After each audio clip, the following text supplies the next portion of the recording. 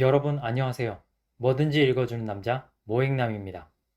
오늘도 빠르게 하루 동안 있었던 뉴스를 읽어드릴게요. K 원전 수출이 13년 만에 재개되었다는 뉴스가 있었습니다. 이집트에서 3조 규모의 계약을 따냈다고 하는데요. UAE 바라카 이후 첫 수주라고 합니다. K 원전이 아프리카에 진출한 것은 처음이라고 하는데요. 아프리카가 잠재력이 크다고 하는데 앞으로 기대가 됩니다. 이집트 엘다바 원전 사업을 따낸 것인데요. 총 사업비는 40조 원에 이르고 사업 기간은 2030년까지라고 하네요. 윤석열 정부는 원전 산업 지원을 아끼지 않고 있는데요. 원전 관련 산업 확대에 적극적인 모습을 보여주는 것이 원전 수주가 원활하게 이루어지는 것으로 이어져서 좋은 모습들이 자주 보이는 것 같습니다. 원자력이 위험한 부분이 있는 것은 분명하지만 방사능을 잘 통제하고 효율성을 높여서 인류 발전에 도움이 되는 원전이 많이 건설되었으면 좋겠다는 생각이 듭니다. 지구에서 약 100광년 떨어진 곳에서 대양을 가진 지구보다 약간 더 큰 외계 행성이 발견됐다는 뉴스가 있었습니다.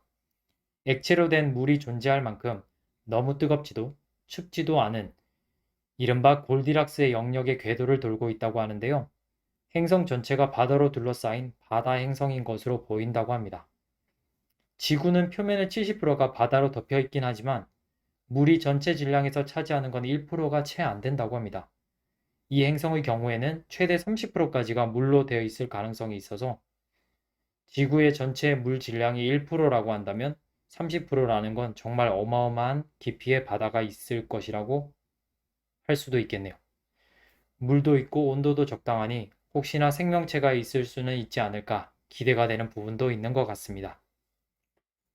서울 심야 택시 할증이 최대 40%로 인상된다고 합니다.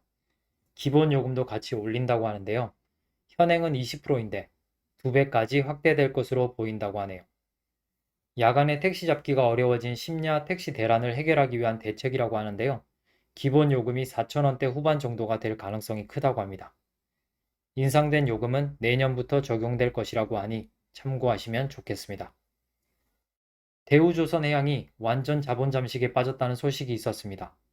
공적 자금을 지원받은 뒤 발행한 2조 3,300억 원의 영구채가 부실 채권이 될 수 있다는 건데요. 영구채가 부채라는 걸 감안하면 이미 완전 자본 잠식 상태로 봐야 한다고 합니다. 지금 총 부채 규모로는 10조 4천억이 넘는다고 하네요. 부채 비율로 봐도 670%가 넘고요. 전문가들은 이런 막대한 부실이 향후 매각 과정에서도 걸림돌로 작용할 수 있을 것이라고 말하고 있다고 합니다. 정부에서 코로나 신속 검출 분석법을 개발했다고 합니다. 다음 달부터 시행될 예정이라고 하는데요.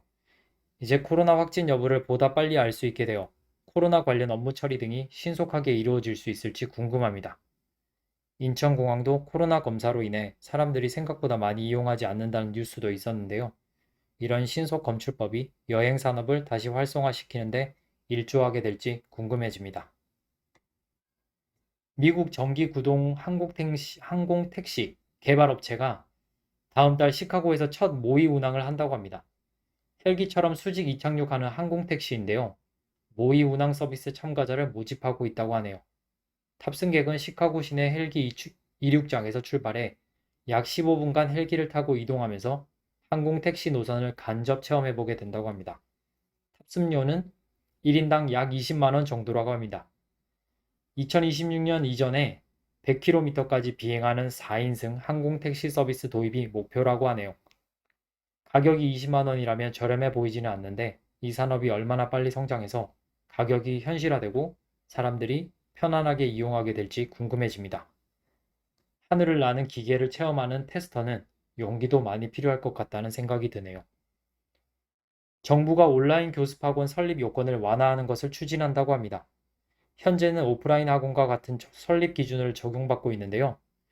언택트 교육 환경에 대한 소비자의 수요가 높아지고 있어 그에 맞는 온라인 교육 서비스를 위한 제도 개선이 필요하다는 부분이 반영이 됐고 이것이 개선될 것으로 보입니다. 하반기 중 제도 개선에 나서겠다고 입장을 밝혔다고 하니 이로 인해 앞으로 온라인 교습 학원이 더 활성화되어 오프라인 학원들을 상당 부분 대체하게 될지 궁금해집니다. 사계절 핑크퐁 아기상어가 NFT로 나온다고 합니다. 1만 개의 고유한 디자인으로 출시된다고 하는데요. 디자인 요소별로 발행 수량이 달라서 희귀성을 가지게 될 거라고 합니다.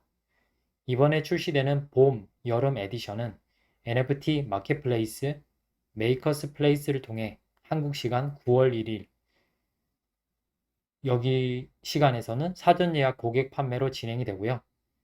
2일 같은 경우 9월 2일에는 일반 고객을 대상으로 퍼블릭 세일을 진행한다고 합니다. 희소성이 있다면 투자 가치가 있을지도 궁금해지네요.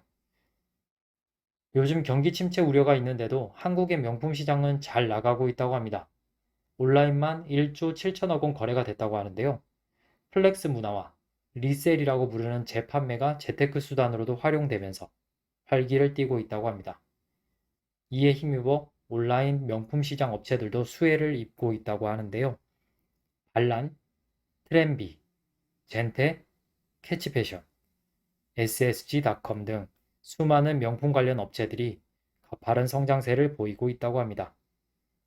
전기차 충전기 안전인증 대상이 초고 급속 충전기까지 확대돼 충전 시간이 기존 1시간에서 20분으로 단축될 전망이라고 하네요. 전기차가 요즘 빠르게 보급되고 있는 추세인데요. 이제 충전 시설에 비해 전기차 보급 속도가 더 빠른 느낌이라 전기차 충전 시설들이 예전보다 전기차들로 북적이는 모습입니다.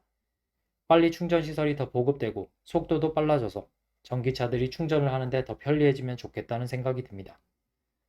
안전인증 대상 확대가 전기차로 전환되는 시대 흐름을 더 빠르게 할지 귀추가 주목됩니다. 메이저리그 선수들이 11월에 부산 사직구장과 서울 고척돔을 방문해 친선전을 치른다고 합니다.